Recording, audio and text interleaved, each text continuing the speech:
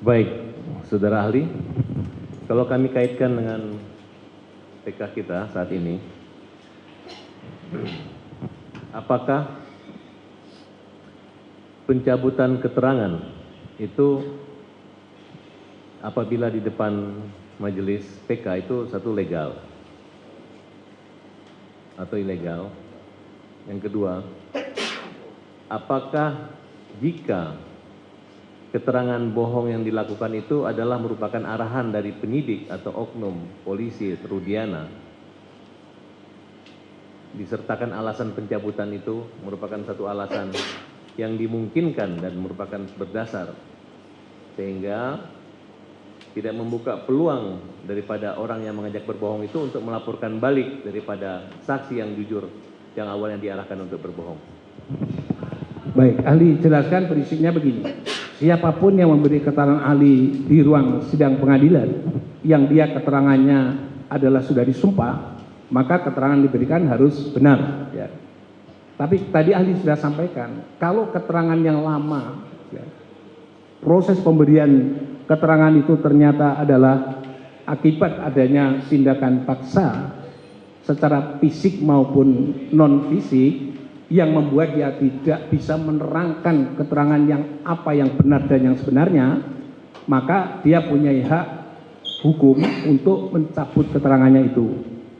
Jadi keterangannya lama yang sudah dicabut, selagi keterangan pencabutan itu dalam sidang pengadilan, itu tidak bisa dikualifikasi sebagai keterangan yang kemarin adalah keterangan yang memberikan keterangan yang bohong.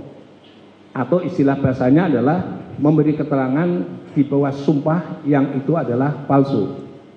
Tapi karena itu atas kesadaran dirinya sendiri bahwa memang keterangan kemarin itu adalah diberikan karena ada paksaan fisik maupun non fisik kepada dirinya, dan kemudian tumbuh kesadaran dirinya, kemudian dia ada proses PK dan kemudian istilah bahasanya mengikuti proses itu, dan kemudian dia memberi keterangan kembali, dan keterangan itu intinya adalah mencabut dari apa keterangan yang diberikan sebelumnya, dan itu dipastikan keterangan itu benar, yang nanti dalam sidang akan dicocokkan dengan keterangan-keterangan yang lain bahwa keterangan yang diberikan itu adalah benar.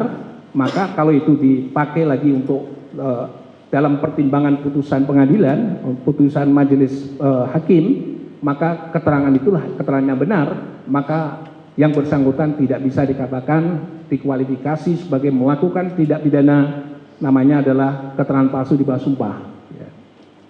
Justru keterangan yang kemarin itu diluruskan supaya menemukan yang benar adalah benar, yang salah adalah salah, dan supaya juga menemukan kebenaran material. Ternyata dengan mencabut itu adalah bisa jalan pintu majelis hakim untuk menemukan kebenaran material. Maka justru persoalan yang telah diberikan sebelumnya, yang memberi keterangan di bawah sumpah atau di atas sumpah yang tidak benar itu mestinya diberi penghargaan, karena situasi dan kondisi pada saat itu mau dan tidak mau, karena ada paksaan fisik dan psikis, dia memberi keterangan yang tidak benar.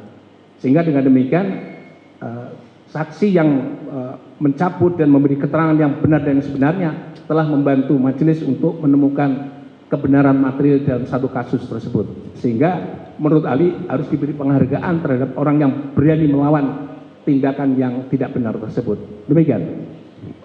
Ya, catatan saksi-saksi ahli, saksi-saksi fakta yang pernah berbohong pada persidangan lalu, 2 diantaranya sudah memberi keterangan di pengadilan ini dan menyatakan mencabut keterangan yang lalu. Pertanyaan selanjutnya.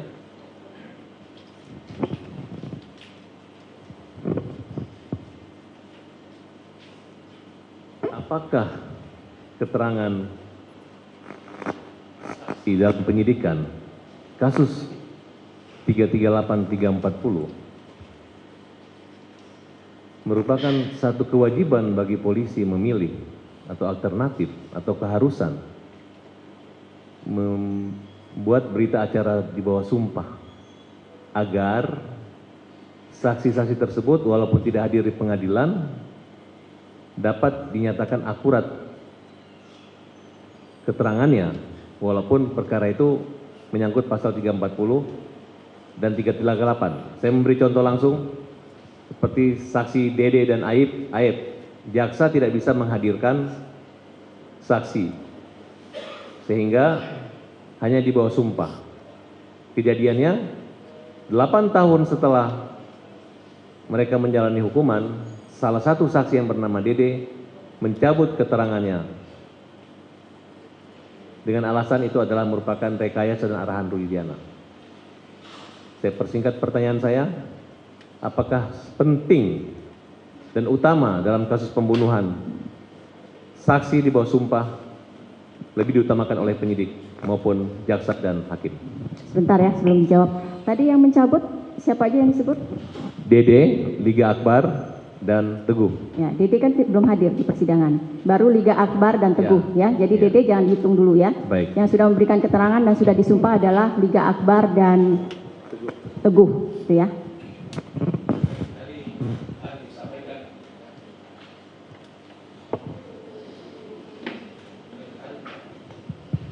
Ahli jelaskan terkait dengan masalah, maaf kita tidak menyebut nama orang itu tertentu begitu. Saya ahli hanya menyampaikan bahwa saksi itu prinsipnya terdapat kualitas saksi dan kualitas kesaksiannya.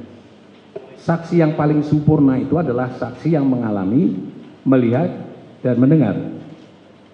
Jadi kalau saksi yang memiliki kapasitas yang sempurna kesaksiannya dan kedudukan saksi, keterangan kesaksian tersebut adalah saksi yang pokok dalam satu perkara pidana, kehadirannya itu wajib dilakukan. Dan yang kedua, kalau dia tidak mau hadir, itu bisa dipidanakan karena dia menolak sebagai saksi. Dengan maksud apa? Maksud pengadilan untuk menemukan kebenaran material dalam perkara pidana itu bisa terpenuhi. Kalau dia tidak hadir, keterangan apakah bisa dibacakan keterangan kesaksiannya di dalam berita acara? Ahli berpendapat keterangan sesuai dengan KUHP mengatur keterangan saksi adalah keterangan yang disampaikan dalam sidang pengadilan. Bagaimana kalau keterangan saksi itu disampaikan di sidang pengadilan berbeda dengan yang dimuat di dalam? Kalau keterangan saksi dimuat di dalam sidang, dimuat dalam BAP itu ternyata tidak sama dengan yang diberikan di pengadilan, menurut hukum acara pidana KUHP itu yang dipakai adalah yang ada diberikan dalam sidang pengadilan.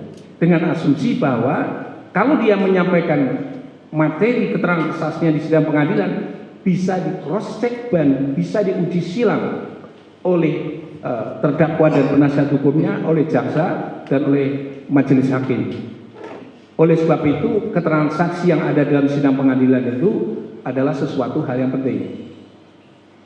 Jadi kalau itu benar, ternyata saksi itu tadi konten keterangan kesaksian, materi keterangan kesaksian adalah menentukan dalam perkara itu.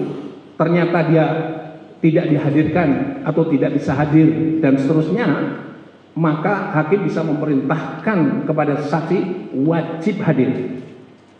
Saya ulang lagi, wajib hadir. Kalau itu tidak, kalau dia tidak memberi keterangan, orang bisa masuk penjara, dihukum karenanya. Tapi kalau dia memberi keterangan, orang itu tidak masuk penjara atau tidak terbukti serasa dan meyakinkan.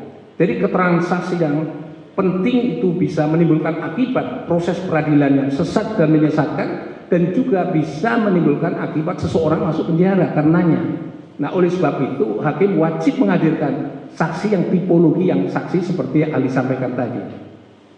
Nah, oleh sebab itu saksi yang punya kualitas seperti itu tidak bisa dibacakan berita acaranya saja, wajib dihadirkan. Maka KUHP itu mengatur bahwa saksi yang menolak untuk menjadi saksi dalam proses peradilan pidana itu bisa dihukum karena dia menolak sebagai saksi, padahal diketahui bahwa keterangan kesaksiannya itu menentukan dalam proses pembuktian perkara pidana. Atau sebaliknya juga keterangan kesaksiannya penting karena dengan dia memberi keterangan itu seseorang tidak bisa terbukti melakukan tindak pidana.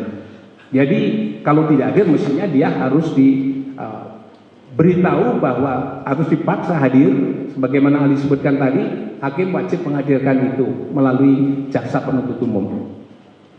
Nah, terkait dengan itu, kalau misalnya saja orang mencabut kesaksiannya, ya, saksi mencabut kesaksiannya, tadi ahli sudah sampaikan yang prinsip dasarnya boleh. Karena apa? Orang mencabut kesaksiannya, memang kesaksian yang pernah diberikan itu ada mengalami kekurangan atau kekeliruan, atau mungkin ada intimidasi dari pihak-pihak lain yang membuat dia tekanan fisik dan non fisik, ya keterangan itu menjadi tidak benar, maka dia akan meluruskan lagi. Oleh karena itu dia bisa punya hak untuk mencabutnya. Tadi Ali sudah sampaikan, mencabutnya mestinya melalui proses peradilan, ya. Entah itu nanti prosesnya, biasanya kalau ahli diminta karena belum ada proses pengadilannya, bikin dong statement, nanti disahkan di notaris bahwa Anda dulu telah memberi keterangan palsu atau tidak benar pada putusan pengadilan halaman sekian sampai sekian, dan seterusnya dikutip, dan kemudian melalui kekuatan pengesahan notaris tadi itu jadikan alat bukti untuk dalam proses sidang kalau ada proses peninjauan kembali. Ahli sampaikan seperti itu. Bagaimana kalau ahli itu, kalau saksi itu bertahan tidak mau mencabut keterangannya, padahal diketahui bahwa keterangannya itu adalah tidak benar atau mengandung unsur ketidakbenaran, dan itu mungkin tidak ada paksaan atau tidak ada paksaan fisik maupun non fisik, ya keterangan kesaksian yang seperti itu masuk di dalamnya yang disebut sebagai orang yang memberi keterangan palsu di bawah sumpah. Tapi kalau dia mencabut berarti dia melakukan revisi atau sebut saja itu memberikan keterangan yang benar dan sesuai dengan yang sebenarnya, maka dia mencabut yang lama mengganti dengan keterangan yang benar dan yang sebenarnya. Demikian keterangan ahli.